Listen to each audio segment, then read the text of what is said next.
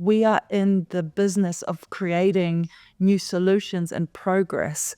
Because whatever we find out now about sustainability, in a year's time, we're going to have more information from scientists and we will have to adapt and change. I always say that when people come and work in the company, you have to be into the idea of change. It's the only constant here. Hi, I'm Andrea Cheong, and this is the fashion podcast you weren't expecting. Welcome to Fashion, Our Futur. When over 60% of the clothes today are made of synthetics, I personally find it really hard to recommend anything. So when I first heard about Gosia Piatek's New Zealand label, Kowtow, I thought it was too good to be true. How did this brand achieve something that is plastic-free and monofiber? I sat down with her to find out how she achieved something that most brands won't even try. Gosia, thank you so much for joining us today. I love the outfit. Yeah, thank you. Hi, Andrea. Hello. And this is something you designed yourself? Yes, I didn't design it. I'm not the head designer in my company. I'm the founder. I used to design, but I don't design anymore. And this is our new collection. We'll get into this in lots of details, but basically we can choose whatever color we want because we work from yarn from the farm level. So why not choose hot pink or penny pink or whatever you want to call it? It's quite fun to play with color when you can do whatever you want, when you don't work with fabric merchants. Yeah. That is very interesting. So Kowtow is a New Zealand brand, but you are based in London. That's right, yeah. 10 years ago now, it's going to be our 10-year anniversary, I met my partner in India in a hotel. I was sampling the collection, and he's a film director, and he was filming Ravi Shankar's tabla player, and we met for one night and fell in love, and then I got pregnant 3 months later, and he's from Muswell Hill, North London, and so now I spend most of my year here, and our son goes to school here. Yeah. I love that. Yeah. Also because I'm a North London girl. Yeah. So that's amazing.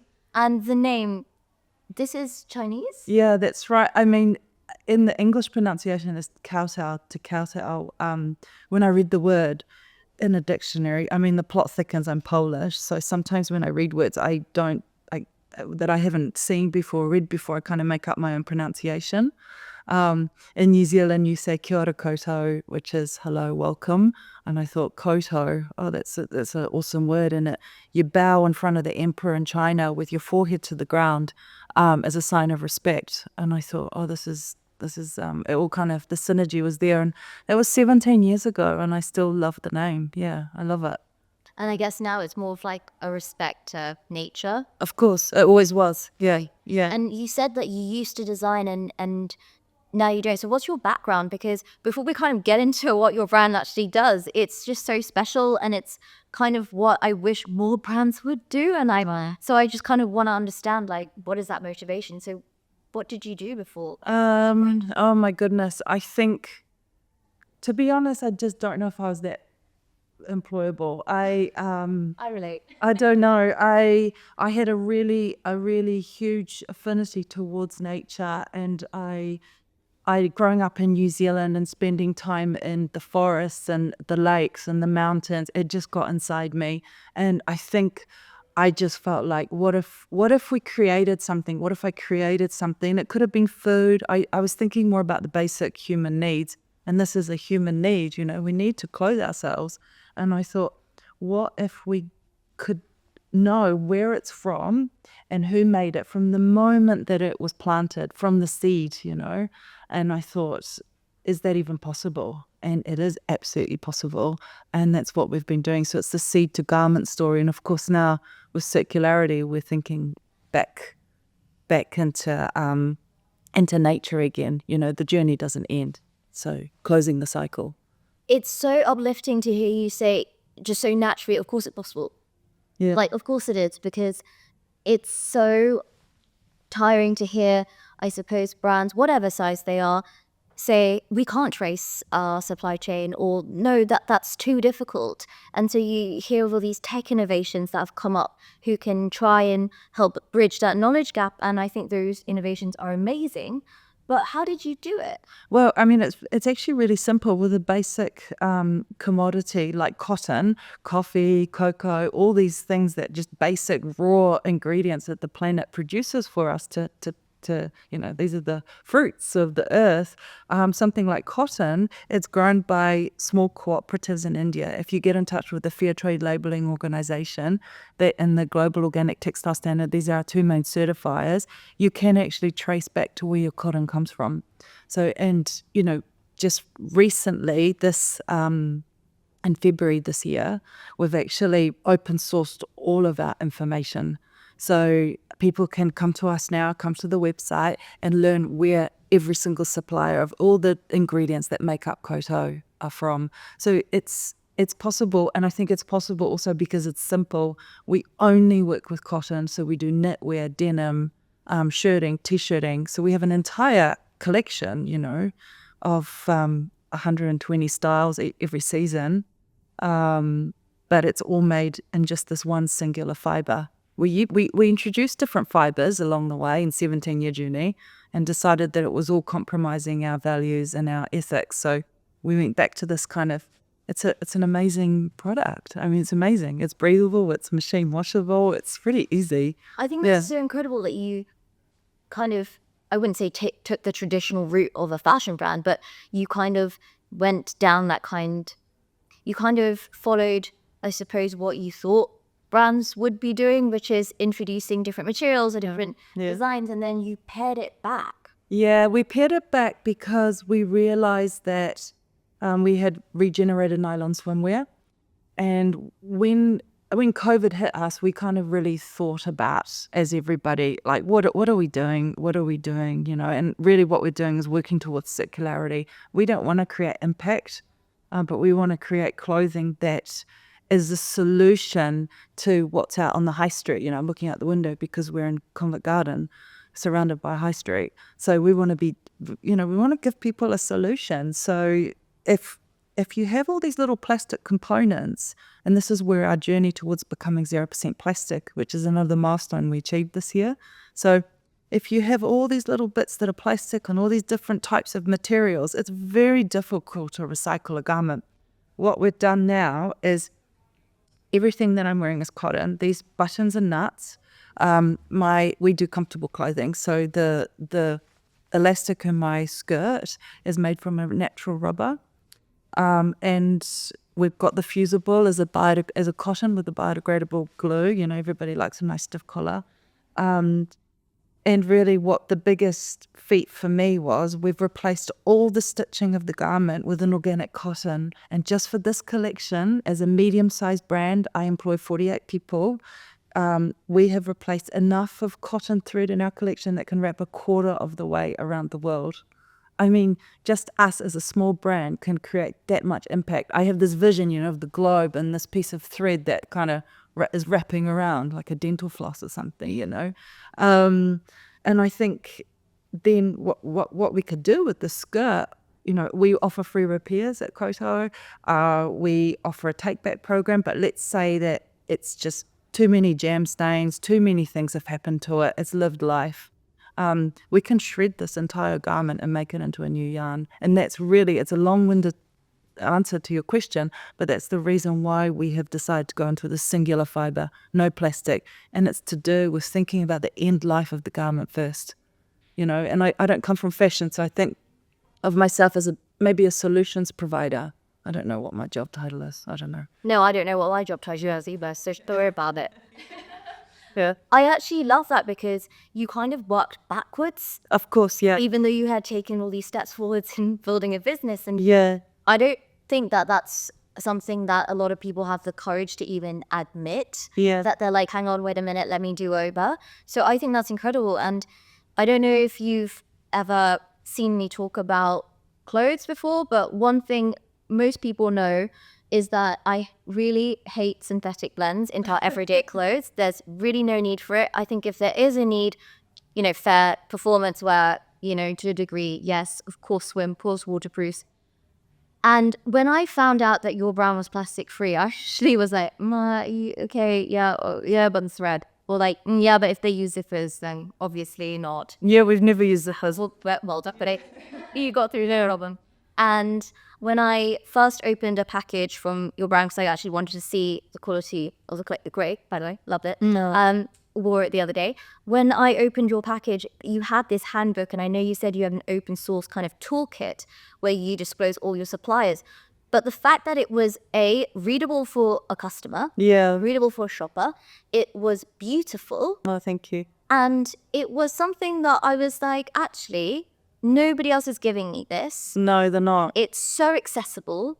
I thought that was so interesting. I often speak to designers and they will say, oh, we want to implement this or we want to implement that. But it's really hard to get our factories on board. Yeah. Or our manufacturers to adopt even biodegradable elastane, or is it biodegradable mesh? Voica. And they're really struggling when they're trying to move their brand towards this, I guess, less harmful materials. How have you been able to get your supply chain on board?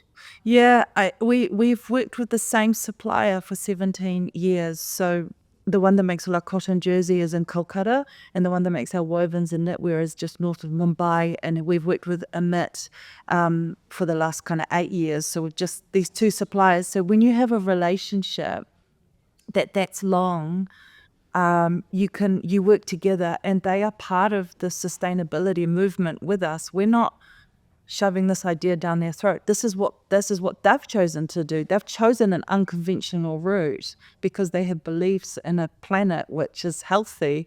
I mean, so I've surrounded myself with people that are already this way minded. We all share the same values. So I think that's a big thing for people when they're starting out in business. It's like surround yourself with people that are already thinking in this way.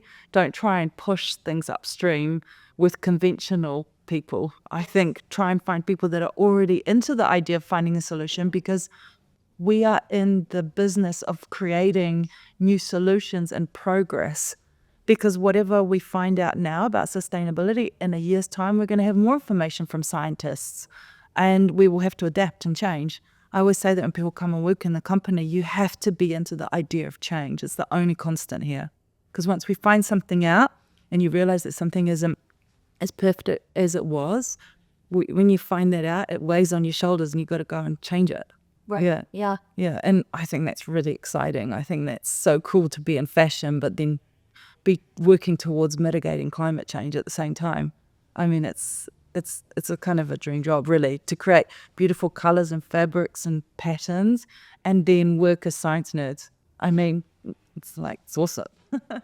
I also think it's a really refreshing way to address something that's quite doom and gloom. I mean, you're literally here in pink. Yeah. And we love it. I don't want to ask you, when you mentioned earlier on that you can kind of have more flexibility because you work with the mill level of the supply chain. That's right. Right. A lot of people tell me, oh, it's difficult because we can't be as flexible because we have these constraints when we're trying to design in a more sustainable way. Yes. So again, well, they could pick up our handbook and just learn about our suppliers and get in touch. I mean, it's literally what we've done, and maybe we're mad, but what it is we work with the farmers. So at the farm level, that was always my passion, is trying to work out where something is from and how is it planted, and other people that are involved in that being looked after, and is the environment being looked after.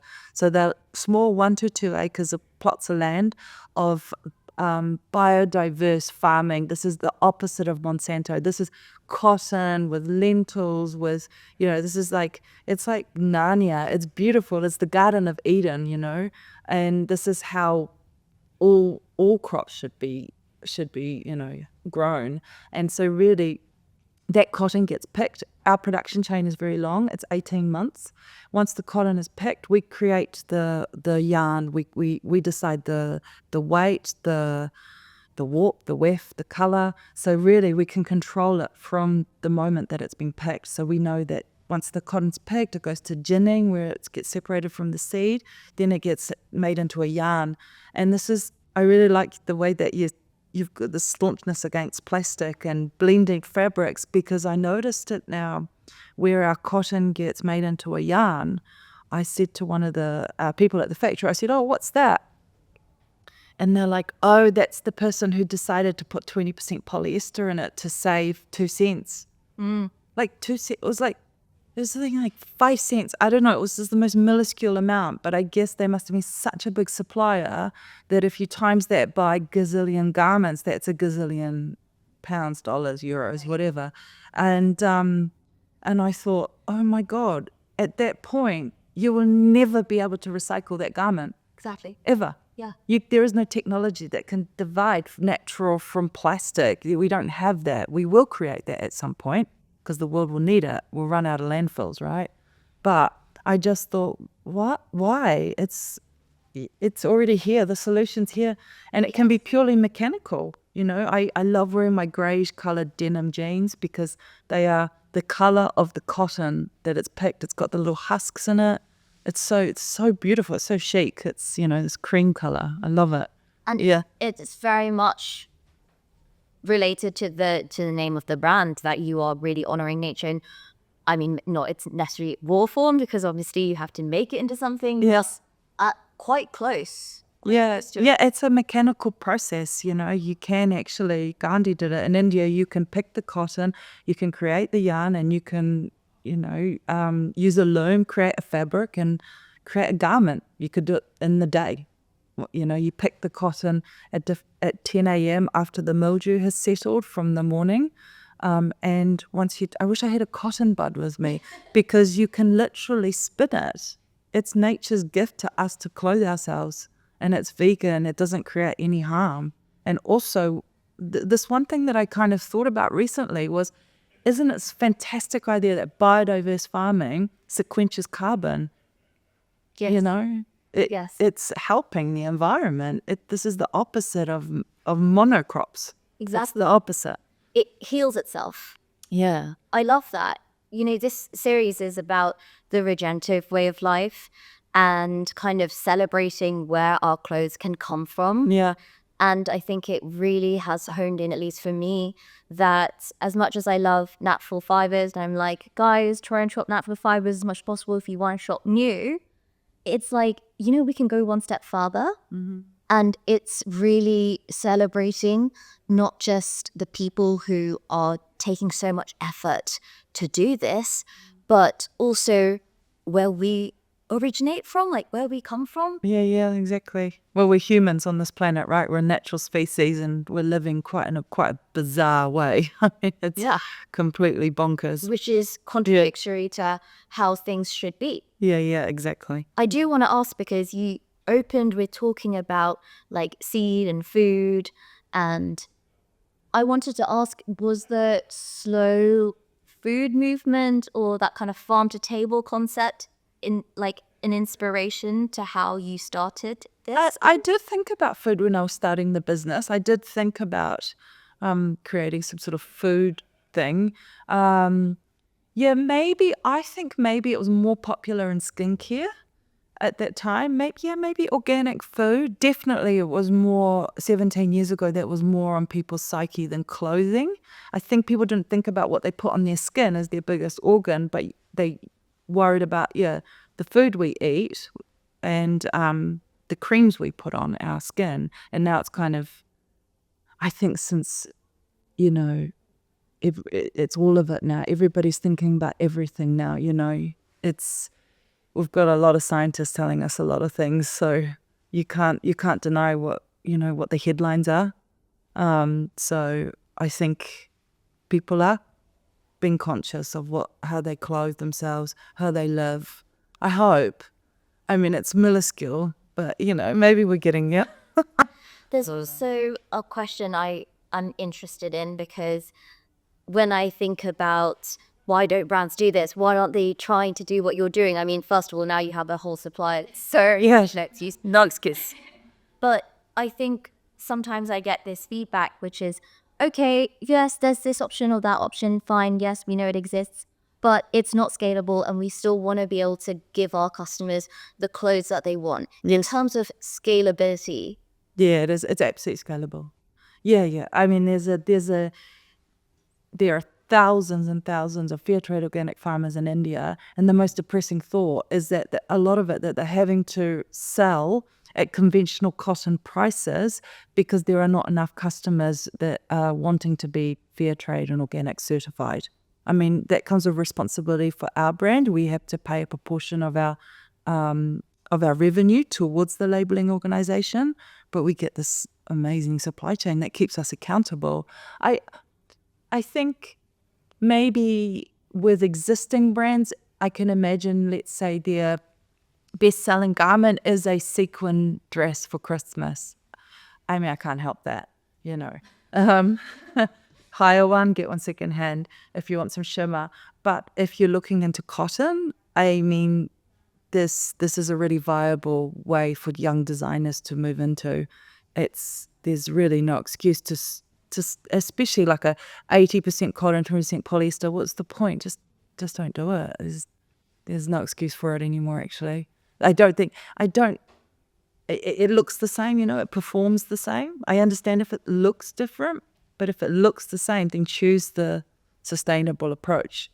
I'm hoping that there's enough education in the universities now for young designers to do this now. You know, I think there is. Come on, I mean, they're going to be picking up the slack of my generation, and we're picking up the slack of my parents' generation. Like we used to throw McDonald's out the car window. I mean, this is nuts. not the chicken nuggets. The chicken nuggets, I don't know. I mean, you know, there's that scene in Mad Men where they're having a picnic and everything's single-use plastic, and they just get up and walk away. And it was just such a good scene because it really kind of, I think it was like, wow, that's the 1950s, you know. No one thought, where is all of that going to go? Right. You just stood up and you walked away. Wow. Yeah.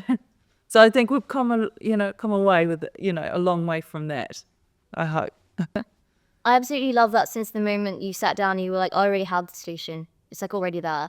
We didn't even have to workshop. It's like, what is the solution? You're like, no, it's already there. I think I'm quite staunch, and I think I've learned that. I've kind of got a staunchness in me. Yeah. And what I am hearing more and more, Rebecca Burgess from Fibre Shed was saying she knows farmers that are sitting on 3 to 5 years supply of their, you know, raw materials. So scalability, well, if you come now, like it is there for you. Yeah. So Yeah. I love that answer. Yeah, there's lots of cotton. It keeps growing.